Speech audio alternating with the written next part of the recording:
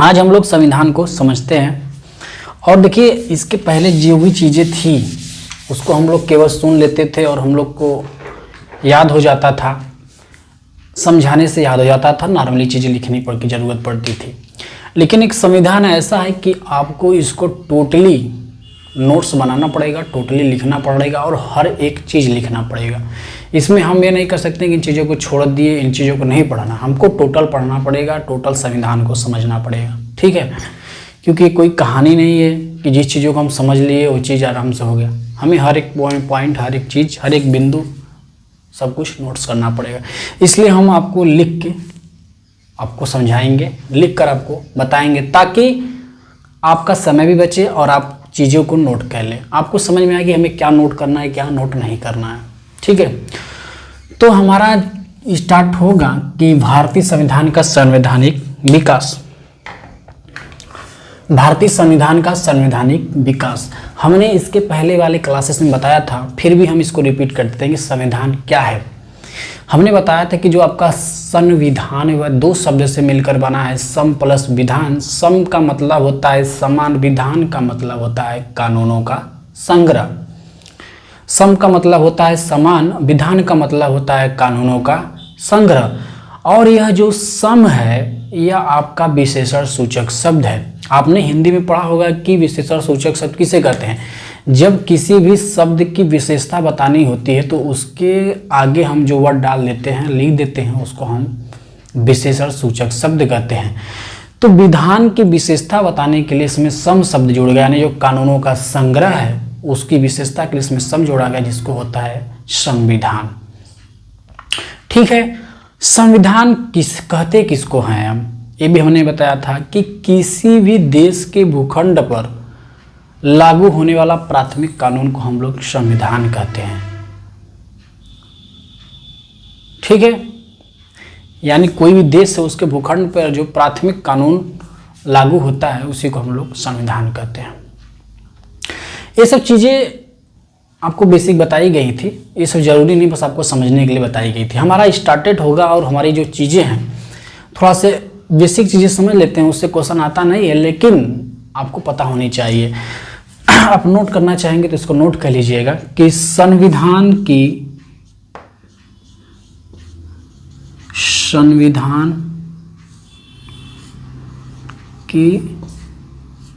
जननी। कोई भी चीज़ जब हम पढ़ते हैं या कोई सब्जेक्ट पढ़ते हैं तो अभी अधिकांश हमसे पूछा जाता है कि इसका जननी कौन है, इसके पिता कौन है। तो हम संविधान की बात करें कि अगर संविधान का जननी कौन है तो यह संविधान की जननी हम कहेंगे ब्रिटेन है।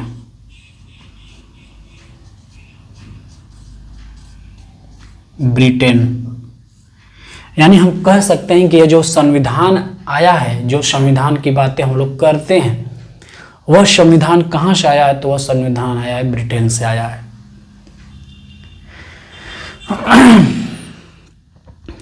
संसद,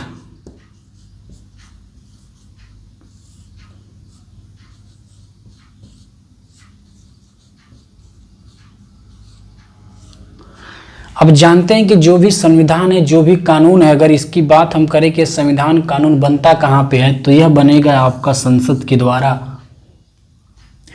तो इस संसद की जो जननी है, इस संसद की जननी हम किसे कहेंगे, तो इस संसद की जननी भी कौन है, ब्रिटेन है।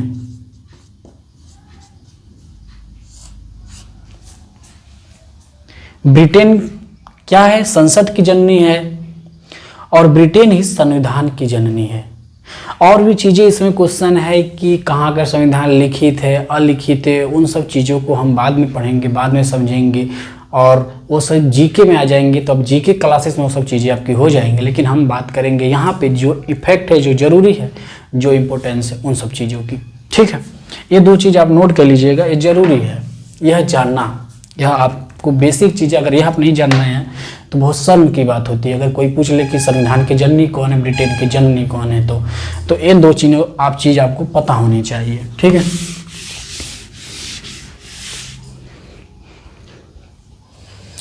अब देखिए, हम संविधान की बात करें तो संविधान हमने पता कर लिया कि संविधान क्या है, किसे कहते हैं। अब हम बात करें इसके आगे की, संविधान का वर्गीकरण की। ठीक है। संविधान का वर्गीकरण का मतलब हो गया कि संविधान को कितने भाग में बांटा गया है, संविधान को कितने खंडों में किया गया है, वर्गीकरण किया गया है। तो संविधान आपका 3 खंड में है, यानी 3 भागों में इसको वर्गीकृत किया गया है। पहला है प्रकृति के आधार पर, यानी जो हमारा संविधान है, जो संविधान है उसको कैसे, पहला है प्रकृति के आधार पर बांटा गया है। दूसरा है लिखावट के आधार पर, जो संविधान है उसको लिखावट के आधार पर बांटा गया है। तीसरा है आपका परिवर्तनशीलता के आधार पर। यह क्या हो गया, 3 खंड में आपका संविधान हो गया, संविधान का वर्गीकरण हो गया। इसमें अगर हम बात करें कि आपका जो संविधान है यह कितने भाग में है, तो यह आपका 2 भागों में है। लिखावट के आधार पे आपका आ जाएगा लिखित संविधान, लिखित संविधान। इसके बाद आपका आ जाएगा अलिखित संविधान।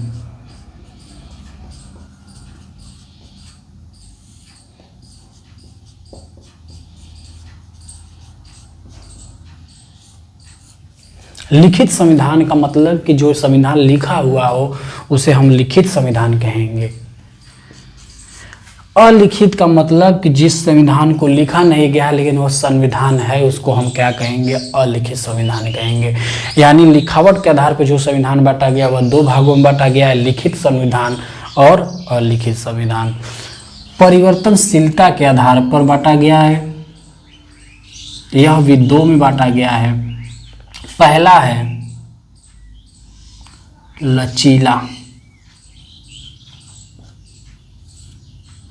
दूसरा है आपका कठोर।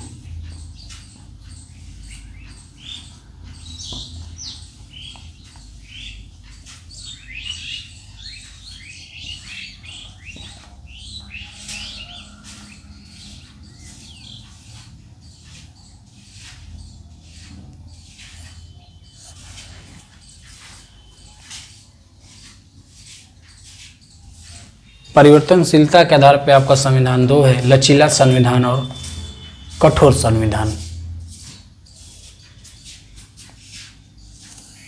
अब हम देखते हैं प्रकृति के आधार पे संविधान।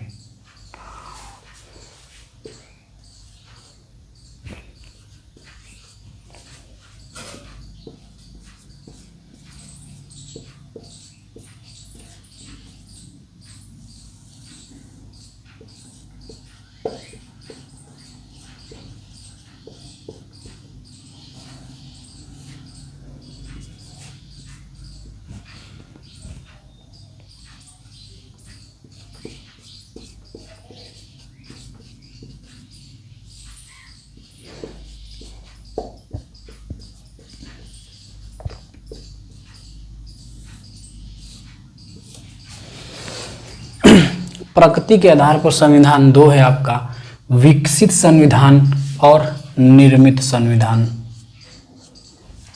कौन सा है, विकसित संविधान और निर्मित संविधान। एक बार इसको आप पुनः देखिए कि संविधान का वर्गीकरण कैसे किया गया है। संविधान का वर्गीकरण 3 भागों में किया गया है, प्रकृति के आधार पर, लिखावट के आधार पर, परिवर्तनशीलता के आधार पर। प्रकृति के आधार पर 2 भागों में बांटा गया है, एक है विकसित संविधान और एक है निर्मित संविधान। लिखावट के आधार पर लिखित संविधान है और अलिखित संविधान है। परिवर्तनशीलता के आधार पर है लचीला संविधान, कठोर संविधान। लिखित संविधान का मतलब यह हुआ कि जो संविधान लिखा गया हो, और लिखित संविधान का मतलब यह हुआ कि जो संविधान लिखा नहीं गया है। लचीला संविधान का मतलब कि जो लचीला हो, आसानी से संशोधन किया जाए।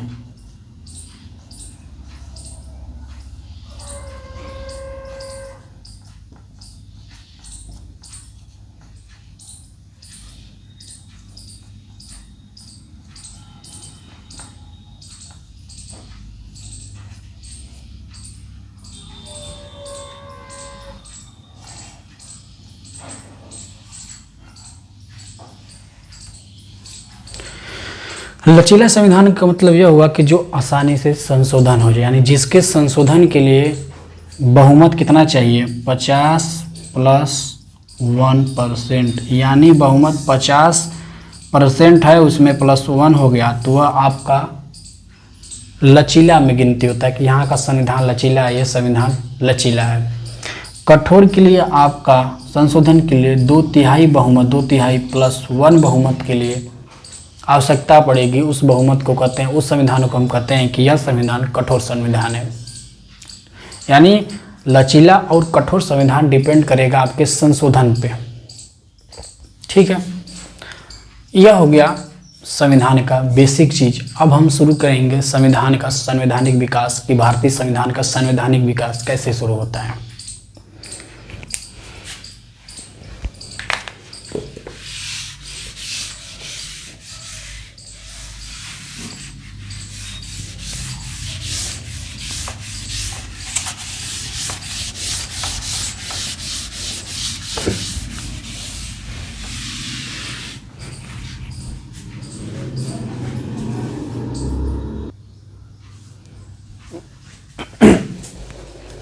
अब हम संवैधानिक विकास के बारे में बात करेंगे कि कैसे संविधान का संवैधानिक विकास होता है भारत में। तो देखिए, जो भारत है, भारत में संवैधानिक विकास की शुरुआत अगर माना जाए तो ईस्ट इंडिया कंपनी की, ईस्ट इंडिया कंपनी आप जानते हैं किसे कहते हैं, जो ब्रिटेन था, जो ब्रिटिश की एक कंपनी थी, ठीक है, उसके आगमन पे उसकी शुरुआत पे हुई थी। ब्रिटिश ईस्ट इंडिया कंपनी कहाँ की थी, ब्रिटेन की थी। ठीक है, इसकी शुरुआत कब हुई थी, तो 1599 ईस्वी में। ठीक है, ईस्ट इंडिया कंपनी की शुरुआत में नाम क्या था, जब यह कंपनी बनी थी तो किस नाम से बनी थी, उसका शुरुआत में नाम क्या था, the governor and company of merchant of London training into the east Indies. यह नाम कभी भी आपसे नहीं पूछा जाएगा, इतना लंबा क्वेश्चन कभी आएगा नहीं, बस आपको जानकारी के लिए बताया जा रहा है। ठीक है, ये क्वेश्चन किसी भी एग्जाम में नहीं पूछेगा कि ईस्ट इंडिया कंपनी का पुराना नाम या शुरुआत में क्या नाम था, बस आपको एक जानकारी के लिए बताया गया। ठीक, 1833 में संक्षिप्त नाम इसका क्या कर दिया गया, ईस्ट इंडिया कंपनी। अभी तक यह जो कंपनी थी किस नाम से चल रही थी, इसका नाम था द गवर्नर एंड कंपनी, जहाँ merchant of London training into the industries company था। यह कंपनी भारत के साथ साथ कई देशों में व्यापार कर रही थी। व्यापार का मतलब क्या, कौन सा व्यापार कर रही थी, तो भारत में ऐसा कुछ था नहीं कि व्यापार करे, तो भारत में कुछ चीजें थी जिसका वह व्यापार करते थे। जैसे भारत में क्या था, आपको पता है कि भारत किसान प्रधान देश कहा जाता है, तो भारत में मसाले हो गए, बहुत से ऐसे चीज थे जो आयुर्वेद संबंधी, मसाले संबंधी चीजें जो कि भारत में थी, ब्रिटेन में चीजें नहीं थी। तो ब्रिटेन के व्यापारी जो थे वो सब मिलकर एक कंपनी बनाए और इस कंपनी के द्वारा कई देशों में व्यापार करना शुरू किए। यह भारत में भी आए और भारत से सस्ती मसाले लेते थे और यह ब्रिटेन में ले जाकर अन्य शहरों में महंगी दामों में बेचते थे और अच्छा खासा मुनाफा कमाते थे। जैसा कि आप सब जानते होंगे कि भारत की पहले की स्थिति बहुत अच्छी नहीं थी, लोग धर्म में, जाति में, मजहब में बटे हुए थे, लोगों को किसी से मतलब नहीं था। अगर हम कहें कि भारत इतना बड़ा है तो भारत में हर राजा कबीला बना के अनुसार रहता था, थोड़ी थोड़ी जगहों पर राज करता था। अगर उसमें माने तो इन सभी में एकता की कमी थी, कुछ लोग जातीय बटे थे, कहीं पे मुगलों का शासन, कहीं पे राजाओं का शासन था। लेके चलिए तो भारत में आपसी तालमेल की कमी कहीं न कहीं थी, आपस में प्रेम भाव मतभेद कहीं न कहीं था। अंग्रेज जब भारत में आते हैं तो इस चीज का यह बहुत फायदा उठाते हैं और अपनी राजनीति की रोटी यहाँ से ही सेकते हैं।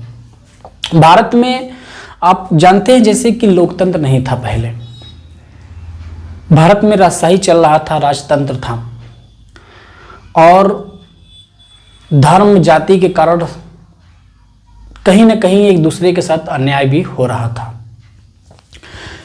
ब्रिटिश कंपनी भारत आती है, व्यापार करती है धीरे धीरे। हुआ यूं कि जैसे होता है कि अगर आपके घर या आपके गांव में जब कोई व्यक्ति नया आता है तो वह चीज़ों को देखता है कि कैसे क्या चीज़ें हो रही हैं और उन चीज़ों से सीखता है और मतलब उन चीज़ों से अपनी राजनीति की रोटी सीखता है, यह समझ लीजिए, उन चीज़ों से वो सीखता है। अगर वह देख रहा है कि आपके गांव में अगर रह रहा है, वो देख रहा है, सीख रहा है आपसे कि आप क्या काम कर रहे हैं, कैसे चोरी कर रहे हैं या फिर कैसे। फॉर एक एग्जाम्पल हम ले देते हैं आपको समझने के लिए, इसका कोई उद्देश्य नहीं है, मतलब बस एक समझने के लिए आपको बता रहे हैं। जैसे मान लीजिए यह गांव है, आप यहाँ के मुखिया हैं, यहाँ के आप मान लीजिए मुखिया हैं और आपका एक दोस्त किसी और गांव से आया है और आप कन्नाइजरी कर रहे हैं, जिसको आप लोग दलाली इसमें समझ लीजिए, गांव में दलाल बोलते हैं। अब यह देख रहा है कि जो प्रधान हैं, यहाँ के जो मुखिया हैं, इसको जिसकी जमीन के लिए 10,000 रुपया दिया, बाद में प्रधान बोला कि मैं तुमको 10,000 नहीं 1 लाख दिया हूं, और इस बेचारे का जमीन 1 बिस्सा की बात करके 5 बिस्सा हड़प लिए।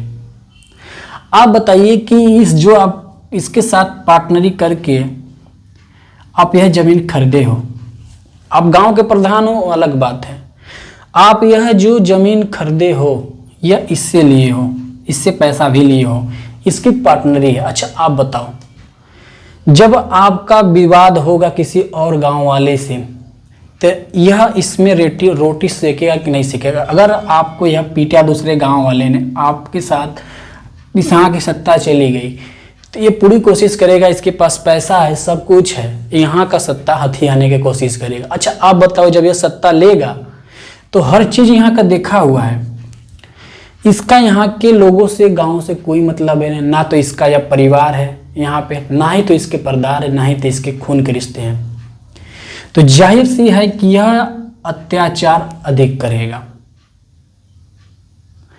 अत्याचार अधिक करने का मतलब यह हो गया कि जितना अत्याचार आप करते तो वह उसका 10 गुना अत्याचार करेगा। सेम यही चीज हमारे भारत देश में हुआ। अंग्रेज राजाओं को, जो हमारे यहाँ के शासक थे उस समय, उनको पैसा का लालच देकर, धन का लालच देकर बिजनेस करना स्टार्ट किए और इस देश के बारे में पढ़ने लगे कि इस देश की कमजोरी क्या है, इस देश को कैसे तोड़ा जाए, इस देश पे कैसे शासन किया जाए। और इनको पहली सफलता मिली 1765 में। 1765 में इनको पहली सफलता मिलती है। बंगाल, बिहार, उड़ीसा में एक लड़ाई होती है। इस लड़ाइयों के बारे में अगले वीडियो में जब हम लोग बेसिक बात करेंगे तो अच्छे तरीके से समझेंगे कैसे क्या होता है। फिलहाल नॉर्मली इसमें समझते हैं, क्योंकि यूजीसी नेट से संबंधित हमें सिलेबस जल्दी लेके चलना है, ठीक है। तो 1765 में होता है कि बंगाल, उड़ीसा और बिहार में लड़ाई होती है, राजस्व से संबंधित, दीवानगी से संबंधित, जहां पे ब्रिटिश कंपनी जो है इसको मजा मिल गई, इसको बेनिफिट मिल जाता है। इनके हार के बाद, इनके पतन के बाद यहाँ की जो राजस्व थी, राजस्व, दीवानगी, राजस्व का मतलब हो गया कि जो जमीन से संबंधित चीजें होती हैं वहां का अधिकार कौन ले लिया? British east India company. यह पहले यहां पर एक समझे इंडिया क्यों, ब्रिटिश इंडिया कंपनी को पहली हासिल हुई यहाँ पे राज करने के लिए। अब जो व्यक्ति केवल यहाँ पे व्यापार करता था, अब उसके अधीन में आ गया यहाँ का राजस्व, दीवानगी यहाँ का आ गया, बंगाल, बिहार, उड़ीसा का। यहाँ से इसने अपनी धीरे धीरे राजनीति बढ़ाना स्टार्ट किया, धीरे धीरे अन्य जगहों को सम्मिलित करना स्टार्ट कर दिया, किसी को धमका कर, किसी को पैसे के बल से, इस तरीके से पूरी कहानी हम जानते हैं। खैर हमारा इतिहास नहीं, हमें राजनीति विज्ञान पढ़ना है, तो इसलिए थोड़ा सा समझ रहे हैं, ठीक है। उसके बाद धीरे धीरे भारत में अपना व्यापार से धीरे धीरे राजनीति में घुसना स्टार्ट कर दिया।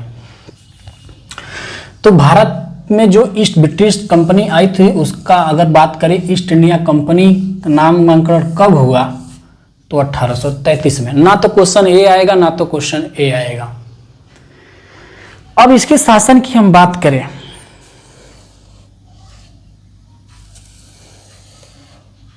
कि यह अभी तक तो इस 1765 में युद्ध के बाद यहाँ का दीवानगी पाया, राजस्व अधिकार तो ले लिया था, लेकिन शासन इसकी कैसे स्टार्ट होती है भारत में, तो वह थी 1773 से 1858 तक। अगर हम बात करें कि भारत पे ब्रिटिश की हुकूमत कब से कब तक चली थी, तो उसको हम दो खंड में पढ़ते हैं। एक था कंपनी के अधीन, दूसरा था ब्रिटिश काउन के अधीन। ब्रिटिश काउन का मतलब एक तरह समझ लीजिए जैसे भारत का एक संसद है, उसी तरीके से ब्रिटिश का एक तरह से समझ लीजिए संसद ही समझ लीजिए इसको, या जैसे प्रेसिडेंट यहाँ का राष्ट्रपति भवन है, उसी तरीके से ब्रिटिश में क्राउन है। तो अभी तक जो कंपनी शासन करेगी 1773 से और 1858 तक, इस कंपनी के तहत से ब्रिटिश काउन नियंत्रण करेगा। यानी कि अभी यह ब्रिटिश जो क्राउन है यानी ब्रिटिश सरकार है, वह डायरेक्ट भारत पे हुकूमत अपनी नहीं करती है। जो भी नियम कानून बनाता है यह कंपनी के लिए बनाता है और कंपनी भारत के लिए। ब्रिटिश क्राउन की हुकूमत, ब्रिटिश सरकार की, ब्रिटिश की सत्ता जब कब से डायरेक्ट होती है, कब भारत पे डायरेक्ट हुकूमत स्टार्ट करता है, तो 1858 से 1947 तक। इसको दो खंड में पढ़ना है, ठीक है। पहले हम पढ़ेंगे 1773 से 1858 तक कि 1773 से 1858 में भारत में ऐसी कौन कौन सी कानूनें आई, भारत की संवैधानिक विकास कैसे हुई, कंपनी ने क्या क्या रूल लाए, कैसे कंपनी इतने तक राज करी थी। जब यह कंपनी बनी थी, कोई भी कंपनी बनती है तो उसमें आप सुने होंगे, जैसे कि आज भी आप लोग करते होंगे शेयर मार्केट में, कि हमने यहाँ का इतना शेयर इस चीज़ का लिया है। तो जब कंपनी बनी थी तो उस कंपनी में, यानी जो है ईस्ट इंडिया कंपनी है, इसमें 217 लोग थे। यानी हम कहे तो इस कंपनी के मालिक कितने लोग थे? 217 लोग मालिक थे। यानी भारत में जो ईस्ट इंडिया कंपनी आई थी वह अकेले उसके मालिक कोई नहीं था, उसके मालिक 217 लोग थे। जैसे आज के एग्जाम्पल हम बोले अडानी कंपनी, यह एक कंपनी है। उसी प्रकार से ब्रिटिश की एक कंपनी थी ईस्ट इंडिया कंपनी, और उसमें कितने लोगों का पैसा लगा था अगर हम बात करें तो 217 लोगों का। अब चूंकि 217 लोग थे तो कंपनी का मुनाफा के लिए, कंपनी के पैसों के बांटने के लिए कंपनी को दो भागों में किया गया था। दो अंग कंपनी के थे, एक थे कोर्ट ऑफ प्रोथराइटर, दूसरा था court of director. Court of director में संख्या था 21, यानी ये जो 21 लोग थे यह क्या थे? कोर्ट ऑफ डायरेक्टर थे।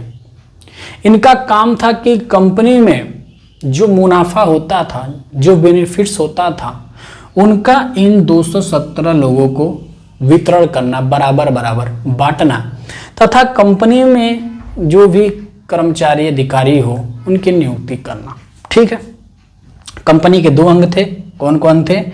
Court of proprietor, court of director. Court of proprietor में संख्या कितनी थी मालिकों की? 217। कोर्ट ऑफ डायरेक्टर में कितनी संख्या था? तो 21 था। यह कंपनी की शुरुआत थी। अब बहुत सारी चीजें मैं छोड़ा हूं, उसको आपसे पूछेगा नहीं एग्जाम में।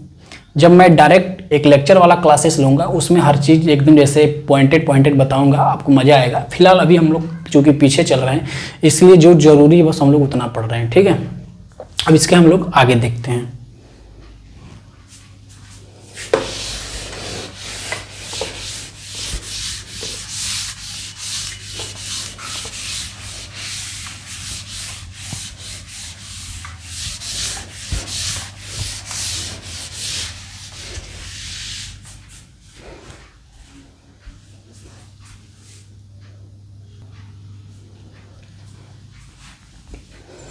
अब देखिए, जो ईस्ट इंडिया कंपनी थी उसकी शासन की बात हम करें तो हमें यही 1 2 3 4 5 इन पांचों को पढ़ना है। ठीक है। इन पांचों को हमें समझना है। जो पहला था,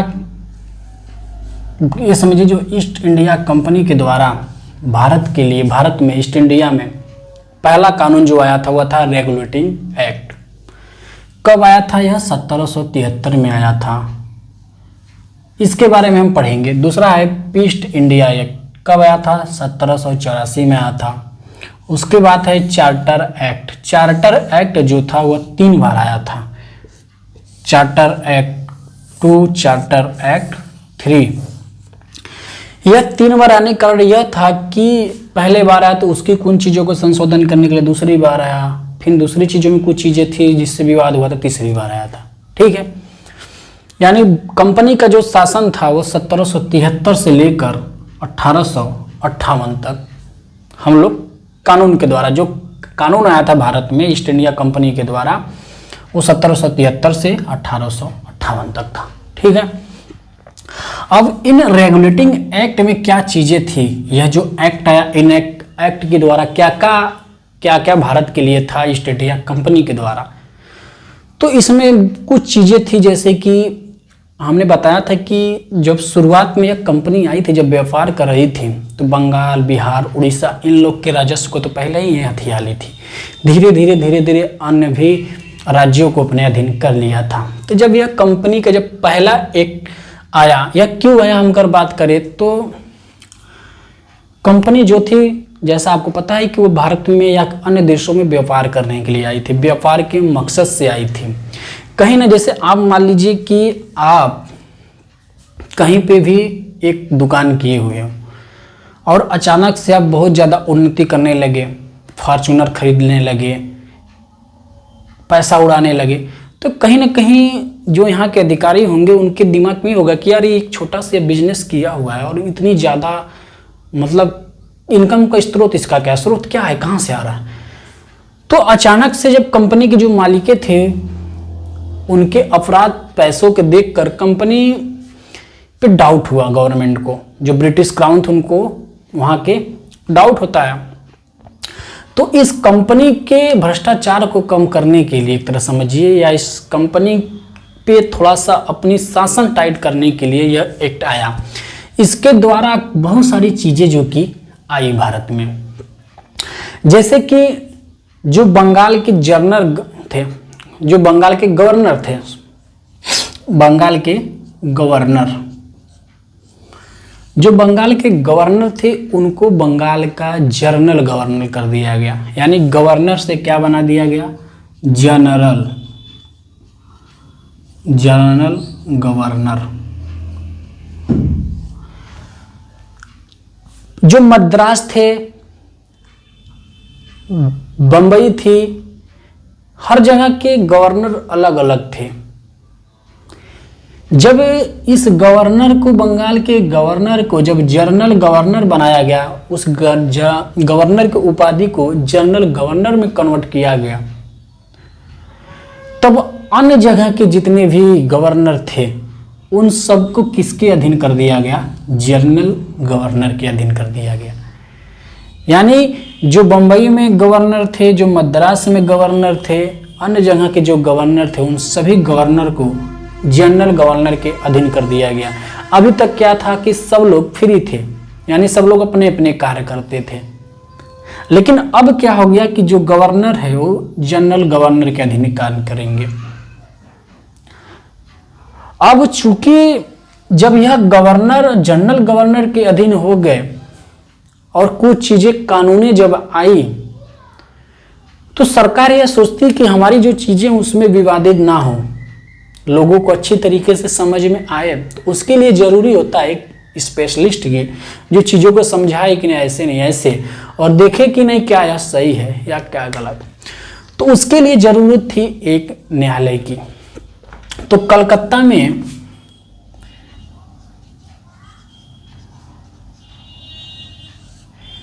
उच्च न्यायालय बनता है, उच्च न्यायालय की स्थापना हुआ। उच्च न्यायालय की स्थापना किस एक्ट के द्वारा हुआ था? तो रेगुलेटिंग एक्ट के द्वारा हुआ।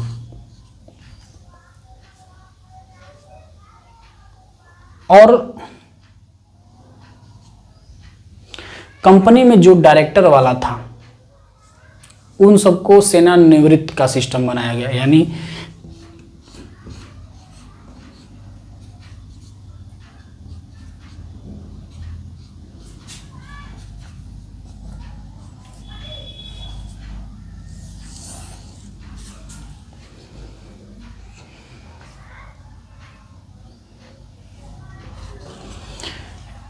यानी कि कंपनी का 1/4 भाग सेवानिवृत्त होंगे प्रत्येक वर्ष।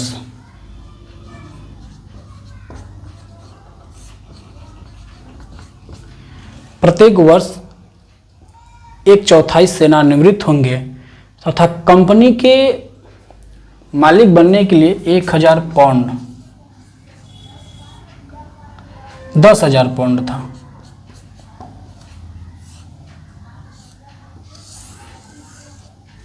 यानी अगर आपको इस ईस्ट इंडिया कंपनी में इन्वेस्ट करना है, इसका मालिकाना प्राप्त करना है, मालिक बनना है, तो आपको इतना पाउंड रुपया इन्वेस्ट करना पड़ेगा। और 1/4 जो थे उनको सेवानिवृत्त करना पड़ेगा प्रत्येक वर्ष। और जो कंपनी थी इसके अधिकार को लगभग 20 वर्ष बढ़ा दिया गया।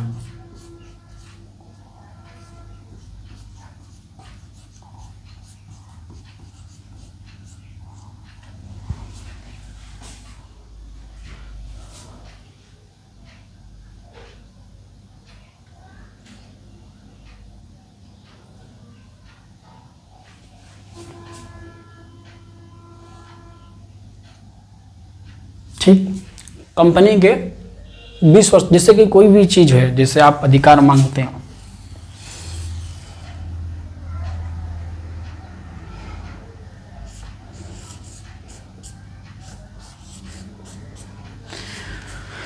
जैसे आप शॉप खोल रहे हो या कुछ भी चीज लेते हो तो लाइसेंस लेते हो तो उसको रिन्यूअल कराना पड़ता है। मान लीजिए आप 5 साल का दे लिए तो 5 साल जैसे आपका समाप्त होगा तो आपको रिन्यूअल कराना पड़ेगा। तो उसी तरीके से कंपनी जो थी उसको पहले 15 साल फिर 10 साल, तो इसका जब समय आया तो इसको 20 वर्ष तक बढ़ा दिया गया कंपनी को, और 20 वर्ष के लिए अधिकार दे दिया गया। अब हम इसको रेगुलेटिंग एक्ट 1773 को पॉइंट बाई पॉइंट सब नोट्स करेंगे, लिखेंगे, और आपको भी लिखना है, समझना है उसको, ठीक है।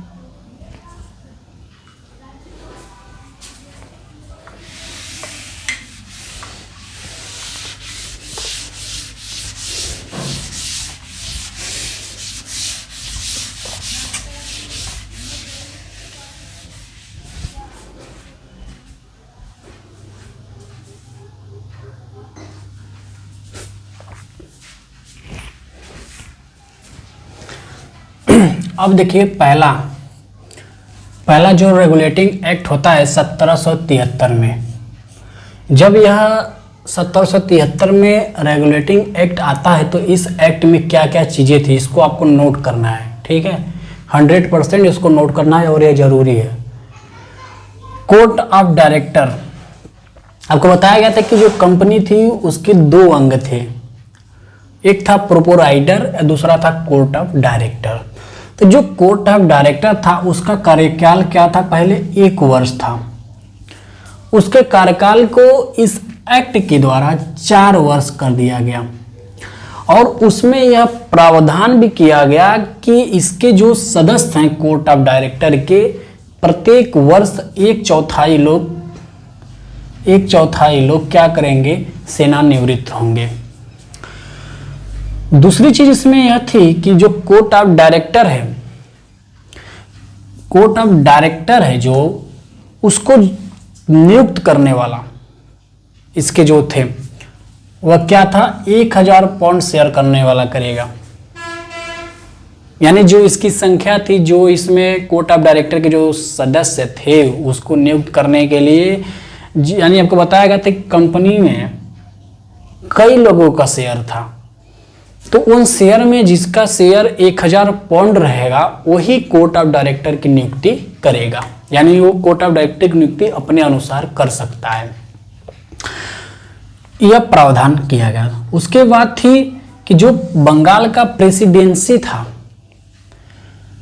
उसको सर्वोच्चता प्रदान की गई, यानी जो बंगाल के गवर्नर थे उनको सर्वोच्चता प्रदान की गई। बंगाल मद्रास को इसके अधीन कर दिया गया। उसके बाद थी कि बंगाल के गवर्नर का नाम, यानी जो पहले गवर्नर थे बंगाल का, उनको कर दिया गया जनरल गवर्नर। और भारत के बंगाल के जो प्रथम गवर्नर जनरल थे वह कौन थे? वारेंग हिस्ट्री। इसको आपको नोट करना है। पूछेगा कि अगर बंगाल के प्रथम जनरल गवर्नर कौन थे तो वारेंग हिस्ट्री। वारेंग हिस्ट्री ही पहले क्या थे? गवर्नर। ये बंगाल के पहले गवर्नर थे, इन्हीं को जनरल गवर्नर बना दिया गया। तो अगर पूछा जाए कि बंगाल के अंतिम गवर्नर कौन थे तो भी इन्हीं का नाम है वारेंग हिस्ट्री। और बंगाल के प्रथम गवर्नर जनरल कौन थे तो भी वारेंग हिस्ट्री ही थे। ठीक, अब जब बंगाल के यह गवर्नर हुए तो और जगह के जो भी गवर्नर थे वो इनके अधीन हुए। ठीक, उसके बाद था कि शासन की समस्त शक्तियां, जो शासन की शक्तियां थी, जैसे सिविल शक्तियां थी, सैनिक शक्तियां थी, उन सभी शक्तियों को इन गवर्नर के अधीन कर दिया गया। यानी कहीं की भी जो भी शक्तियां रहेंगी, सैनिक शक्तियां, सैन्य शक्ति, सिविल शक्ति, वो सभी किसके अधीन रहेगी? जनरल गवर्नर के अधीन रहेगी। उसके बाद था 1744 में, यानी इसी एक्ट के द्वारा सर्वोच्च न्यायालय की स्थापना की गई। इसके बीच में एक कांड था, एक चीज हुई थी, उसको हम नॉर्मली बता देते हैं आपको। हुआ यूँ था कि जब इन सब चीजों को जब एक अलग किया गया, यानी इनके अधीन किया गया, तो थोड़ा सा वाद विवाद भी होने लगी थी, जिसके कारण सर्वोच्च न्यायालय का स्थापना किया गया था।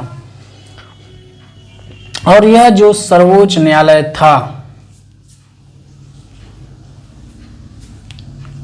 इसके प्रथम न्यायाधीश, मुख्य न्यायाधीश की अगर हम बात करें तो वह थे सर एलियाज। कहां पे था यह? कलकत्ता में। ठीक है, उसके बाद इसी के द्वारा एक पॉइंट और उसमें था कि जो भी कोर्ट ऑफ डायरेक्टर के सदस्य रहेंगे उनको उपहार लेना मने था, पाबंद था। उपहार लेने का मतलब यह हो गया कि जो उन पे आरोप लग रहा था घूस का, उसके लिए यह लेना सख्त था कि उनको नहीं लेना है। इस एक्ट में और भी चीजें हुई हैं, लेकिन जो जरूरी है बस उतना आपको नोट करना है। ठीक है, तो बस आपको इतना ही पॉइंट इसमें नोट करना है, बहुत ज़्यादा चीज़ें इसमें नहीं कर, क्योंकि आपको हिस्ट्री नहीं पढ़ना है, आपको पॉलिटिकल साइंस पढ़ना है। तो बस इतना ही चीज़ें आपको पहला रेगुलेटिंग एक्ट में नोट करना है, इतना ही पढ़ना है। देखिए, संविधान एक ऐसा सब्जेक्ट है कि आप इसको अगर कंटिन्यू ज़्यादा पढ़ेंगे तो एक तरफ से आपको घुसेगा, एक तरफ से निकल जाएगा। तो संविधान थोड़ा ही थोड़ा पढ़ना है, लेकिन जो आप पढ़िए उसको डेली के डेली याद करिए, रिविजन करिए।